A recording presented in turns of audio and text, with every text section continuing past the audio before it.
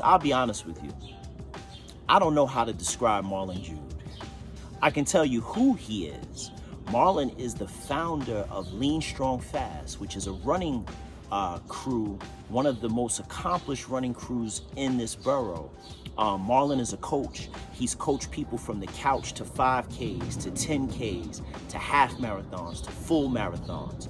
He's a beast. He's somebody that you want in the trenches with you. He's gonna give his all, but he's also gonna demand that you give your all. As a runner and as part of the running community, I've been interested in hearing how other people of the community have been adjusting to this pandemic. How are we running? What are we doing knowing that there is possibly no more races until 2021 or even further off than that? There's no one better to speak to about this than Marlon Jude. He's a good guy, and I hope you enjoy this. Marlon Jude. Okay, my name is Marlon. People call me Coach Marlon Jude. I am a personal trainer by trade. I'm a sports performance coach. I work primarily with endurance athletes, 95% of them being long distance runners. In addition to that, I also am the head coach and founder of a Brooklyn-based running group, Team Lean Strong Fast. 5 years in the game. And what else do I do? That's pretty much generally what I do. I work in the fitness realm, in the endurance realm, in the strength training, from the strength training angle. All my expertise is in sports performance and corrective exercise. So runners, I work with, like I say, primarily runners on Instagram. Hi, my name is Marlon. On Instagram, I host weekly live workouts, and I drop gems here and there. But that's my angle. So, and my business is like I say, is my business primarily is personal training. So working with runners of various levels to strengthen their bodies, to help improve their performance in whatever activities that they do. So I don't like I say generally, I like to call myself a performance coach. I can help you perform whatever it is you perform better. If it's just to move day to day, then that's what I do. I can definitely help make your day to day movements easier and feel much better. Okay. So being that you're a trainer, obviously you spend a lot of time in gyms, in spaces of high traffic, people working out, sweating, whatever. Yeah. Speak for a minute about your first kind of your first inkling that this COVID-19 pandemic was going to affect how you work day to day. When did you find out that gyms would be closed? Like coming down the pipe, what kind of whispers were you hearing? How did you adjust, in order to be safe? Okay. So luckily for me, one of my clients he's a very successful businessman, and he himself has weekly calls with leaders from different industries. So he was hearing about the possible effect that it would have here in New York. Since when he first mentioned it, it was like October of last year. And from even from then, he started giving me a heads up of what will happen and what most likely will happen, and kind of started preparing me for what is happening right now. So this was since October. So luckily since then, I've been able to set up and because even then, like I say, before stuff started being adjusted here, he had already pulled out of gym visits since January. So this guy had already pulled out of coming to the gym. January. We switched from virtual since then, and because of that, I started preparing myself to be able to transition most of my one-on-one clients to virtual training. So when it was time, when the gym actually said they were closing, I believe the second Monday in March, I was prepared. I started back the following day. So it was a pretty easy transition. But luckily, because he's been giving me the intel long ahead of time, so at least I had a couple months to think about how to make this work. About a ballpark figure, how many people approximately do you train in a given week? Well, how many people were you training in a given week before gyms closed? And now, how many people are you training in a given week? Also, before gyms closed, but over the past couple of years, I've transitioned to mostly, I had already transitioned to mostly online training. So now I just generally work with people who I want to work with. So in a week, I would say maybe 30 people, about 30 people, and transition to the online, I would say 2022. Those are of those clients, but besides those, I've also picked up others. So now I'm training much more people now than before. Right. Yeah.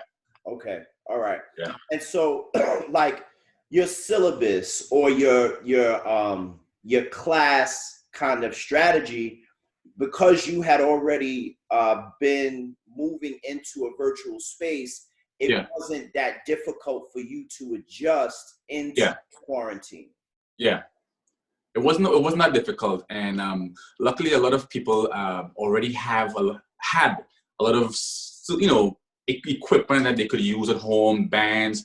People started buying stuff for home, their dumbbells and whatnot. So it was a very easy transition. But the only difference is that working with a bunch of athletes, the training is progressive. It's strategic to build up to peak at their race days. Right. And now that this has happened, now there is no race day. So it's a great opportunity. So most of my people have been able to come all the way back to the beginning to start all over. We're literally starting from the ground up, which is much better because we don't have a time frame. So we could really, really take our time to rebuild and address every single thing. So it's much better. So a lot of them have actually much more enjoying this period of not having I got 10 weeks, my race is 10 weeks. So, they have as much time as it takes to strengthen their bodies properly. And what you saying is exactly one thing I wanted to touch on, because I'm in Zoom conferences all the time. I'm doing interviews like this all the time. I speak to people who I would consider non-athletic, people that don't do the work that we do. And then one of my questions is, well, listen, how are you maintaining your physical and mental health while in quarantine, while staying in your house all day?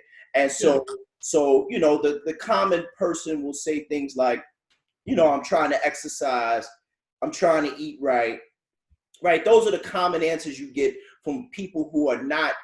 And I still try to find a word for what we are, Marlon. Like we are athletes. We're endurance athletes. Yes. So I'll use that. So people who aren't endurance athletes, they'll say, yeah, I'm trying to work out. I'm trying to, eat right. So for us, so let's take me, for example. So I have not stopped the training module that I would normally do for the Brooklyn Half, right? So running 3 days a week, working out 2 to 3 days a week.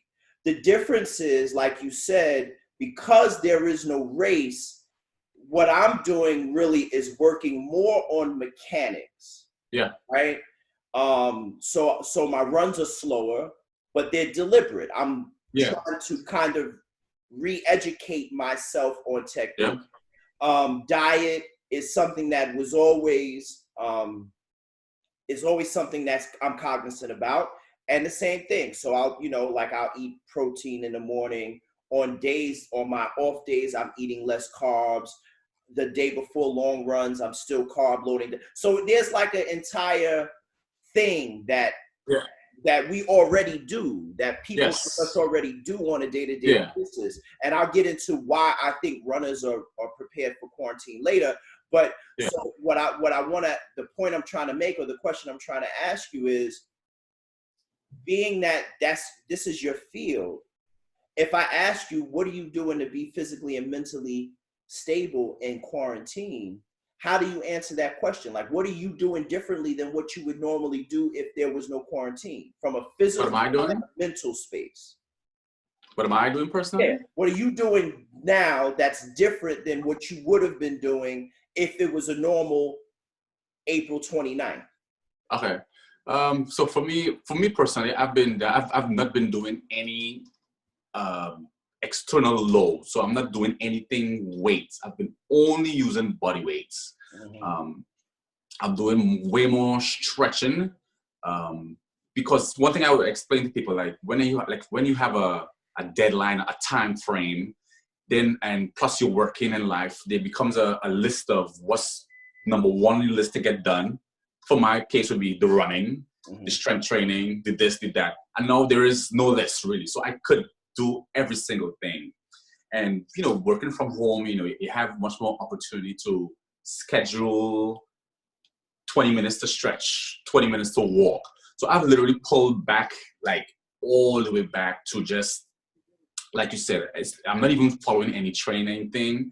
Right now I'm basically just walking. I'm asthmatic. So I'm just basically walking for the most part. I run every couple of days, run, walk, run, walk. I haven't run straight like since, I don't know, 6 weeks ago. Wow.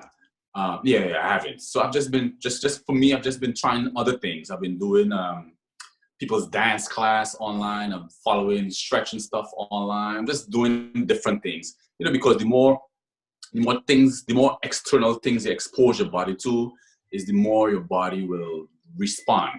Because after a while, we tend to do the same movements over and over, those repetitive motions, and that's how we get high risk of getting injury. So now I've used this time to really confuse my body with every different type of movement, motion, activity that I can, just to see if it could respond to break it out of that repetitive motion thing. And mentally, like I say, every day I go walk every single day. And in the beginning of this whole period, I had like crazy anxiety just because of my asthma.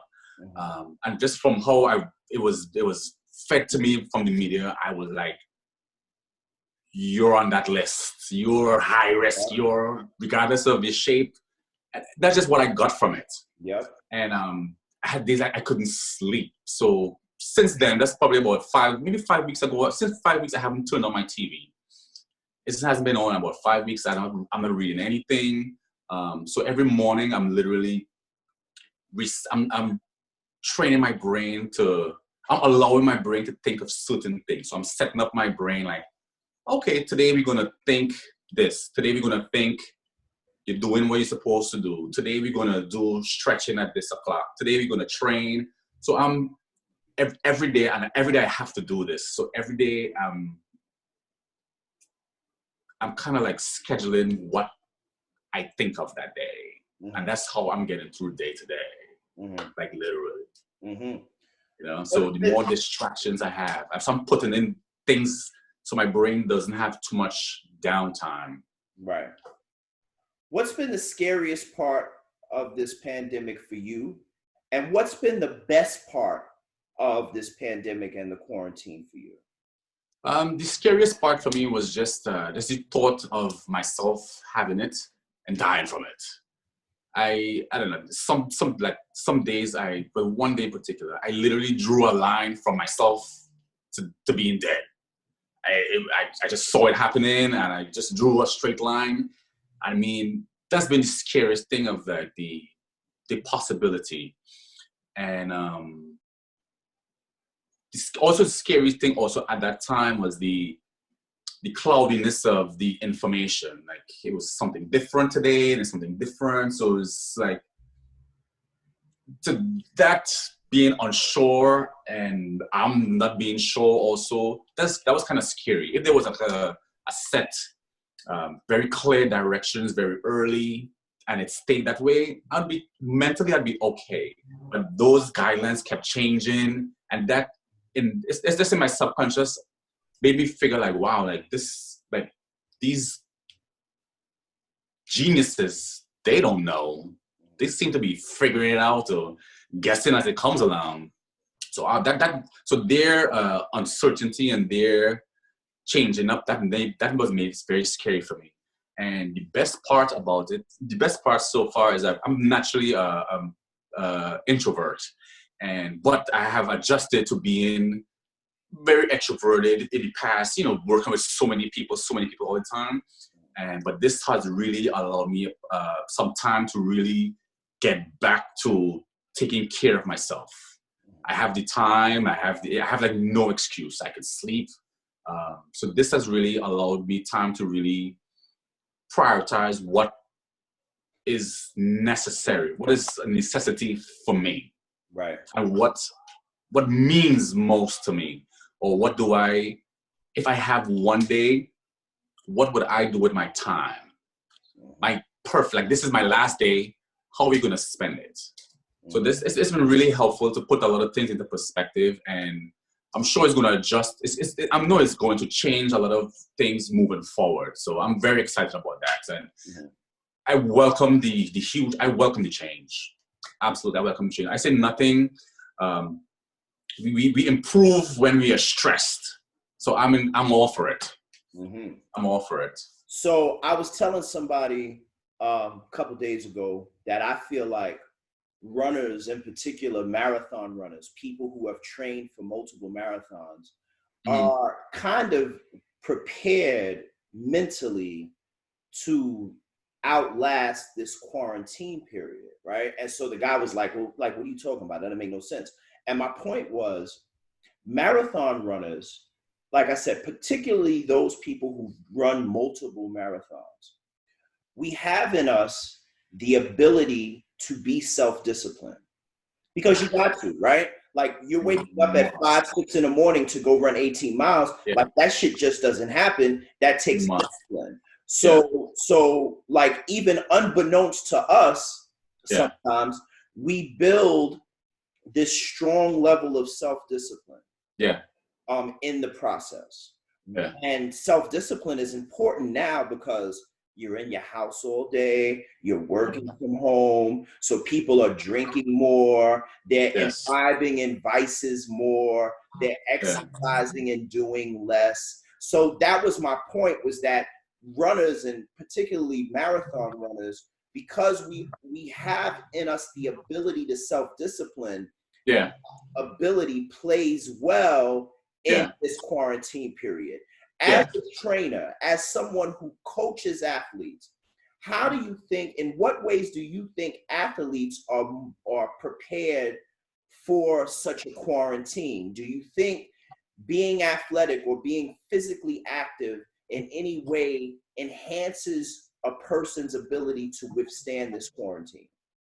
The physical part, yeah, absolutely. But I think more so, like you mentioned, the mental part of it.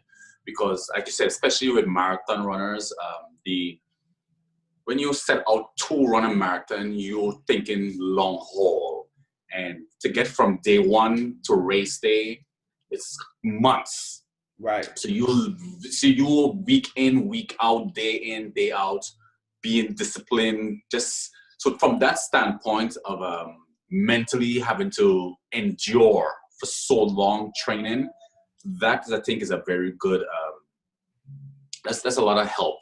Physical aspect, yes, being physical to help the endorphins and whatnot, yes, but more so the mental part of we've gotten accustomed to, or we've put ourselves through many training cycles where we were in it for the long haul, because to prepare for it, you have to literally set aside 4 months or 6 months, some people a year. So we're prepared mentally way more than we could imagine. Absolutely.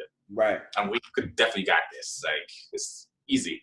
Now you are the coach and founder of like one of the dopest running squads that I've ever come across. Man, I got a great deal of respect for Lean Strong Fast.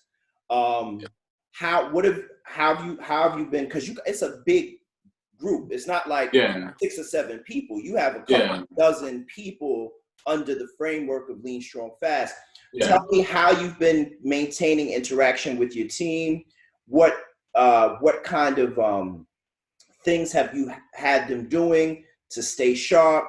And some of the problems and concerns that all of us have as humans, how have you been able to kind of be of counsel to your team during this time? Yeah. Okay, so like the biggest issue, not the biggest issue, but the biggest thing that I've seen in common so far is, like myself, with TV and media, a lot of people have taken this time to detach from social media. That was our main route of communication.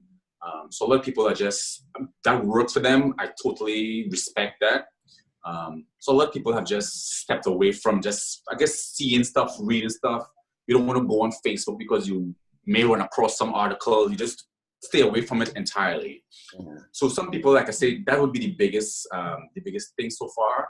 But also, outside of that, I've been maintaining weekly what do you call this? Weekly live with the group during the week. Like this week, I started it this week, but I've been generally just mixing it up, doing something different every week, just trying to keep people's brain off. Don't get accustomed to anything. Just something to look forward to, something to keep you distracted. For instance, this week I've started creating like a list of things to check out every day.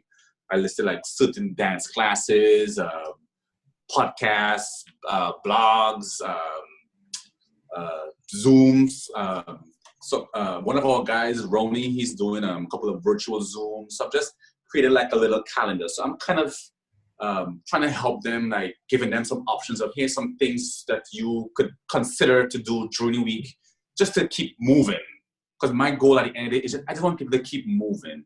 People, a lot of people have a lot of anxiety about being out publicly to run. I totally understand and respect that. But at least from my standpoint, I want you to move, because I know that the moving is going to help you, make you feel better.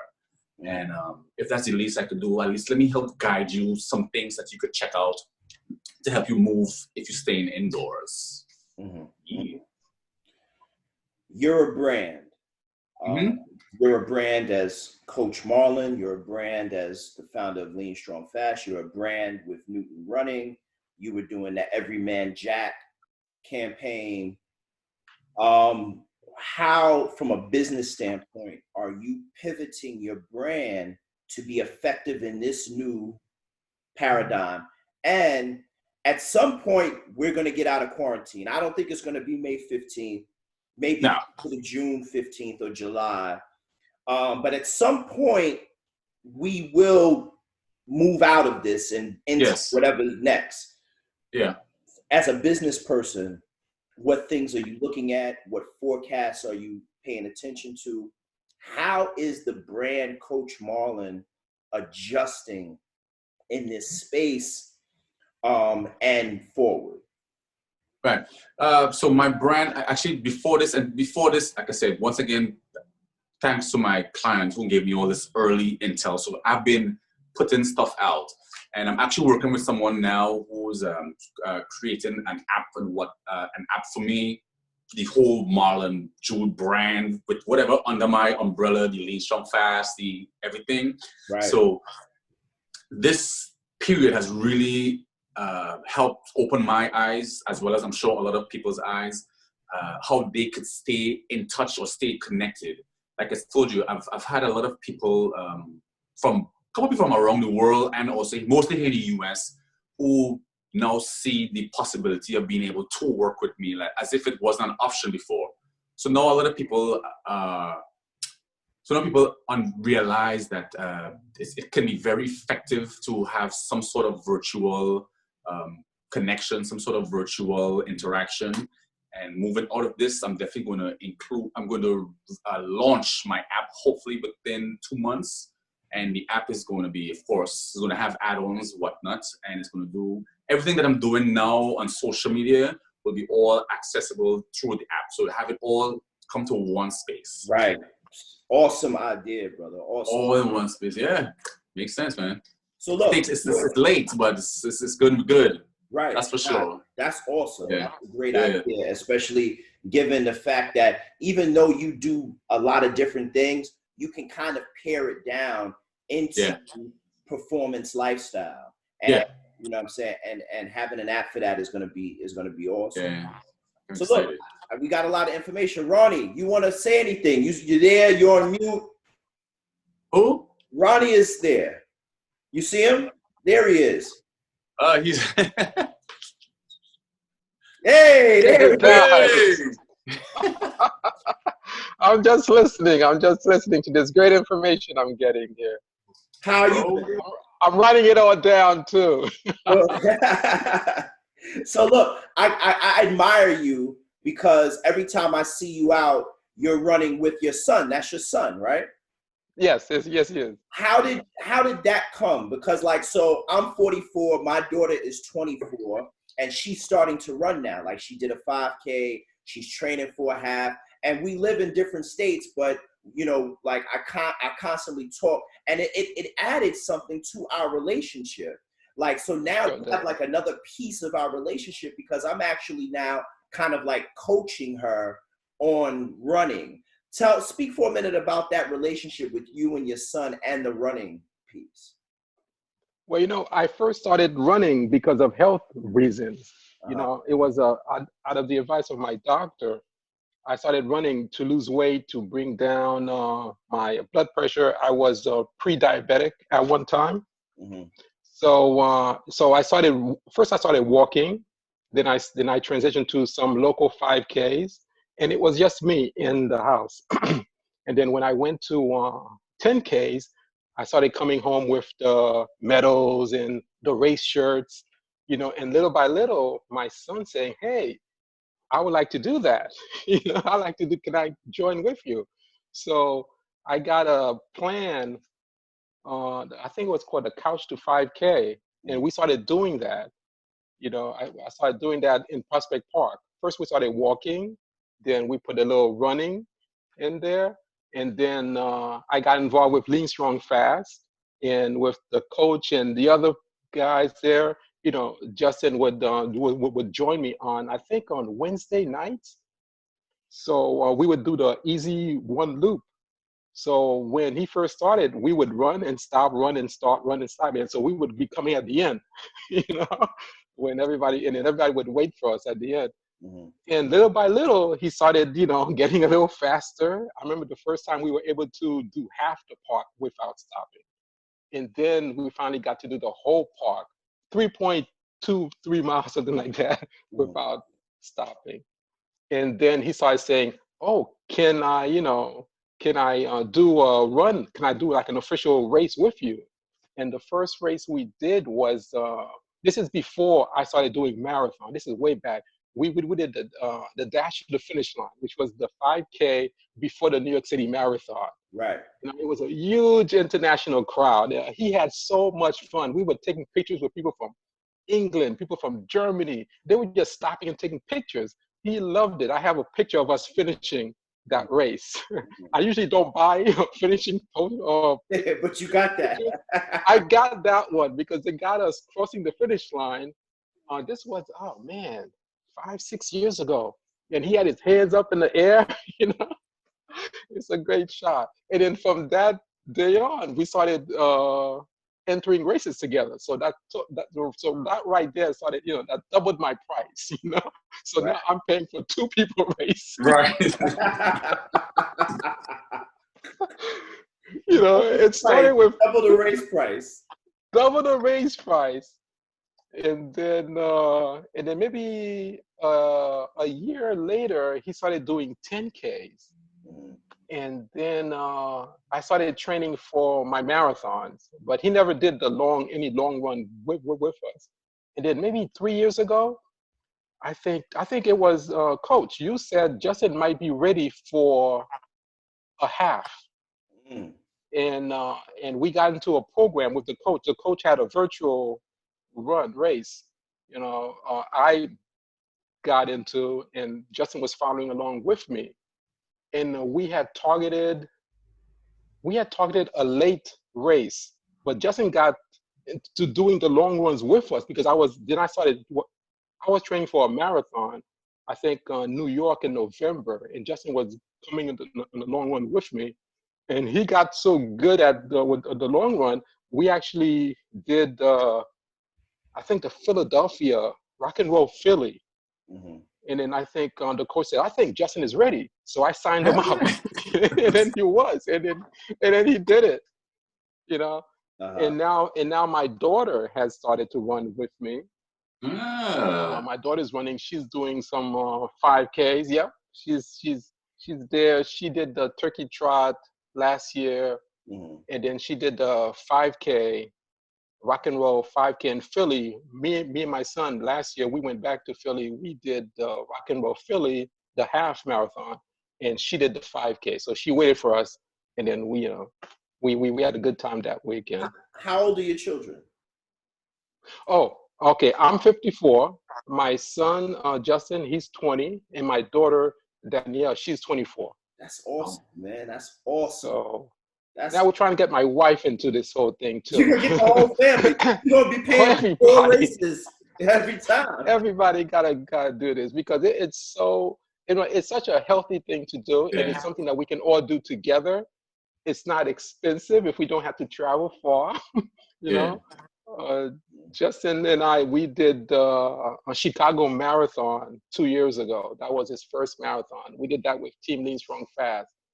And we got a special shirt. He wanted a special shirt with the logo on it. I said, "Oh my God." That's real awesome. Look, real quick, last question. And this is for both of you. So think for a minute about being in a corral for a marathon, right? So think about like under the Verrazano, you're in Corral D, it's thousands of people around you. People are sweating, taking clothes off. Get ready to go. Imagine,